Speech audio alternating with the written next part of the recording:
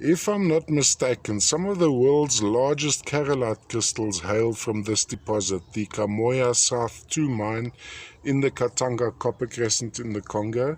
So first of all, we have an almost hand-sized specimen.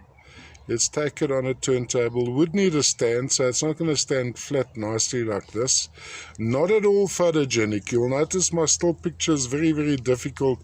I think when you encounter offerings I may have of carolite, maybe first watch the video to get a bit of perspective, and then afterwards have a look at the still pictures, because it does seem quite confusing. Anyway, matrix, you have the dolomite, sort of a grey dolomite. Perched on that would be a lawn of calcite crystals.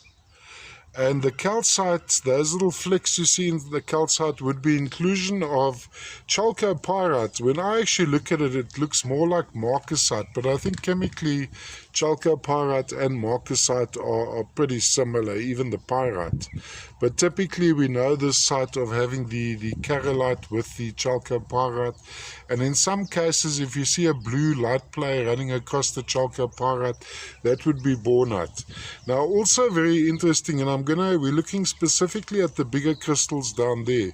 You'll see that sort of a browny blacky coating over it. Under magnification, you'll find that those are micro chalcopyrite crystals crystallized across the faces.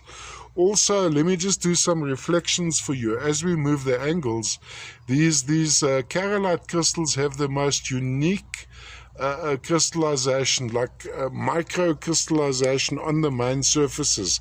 So even though they appear smooth, when you move them in the light, you often see different crystallization there. Just zoom in a little bit closer. I'm having a struggle with this one, with the still picture, with the video too. I really struggled with the still picture, as I always do with the carolites. It's pity. These need to be sold when held in hand.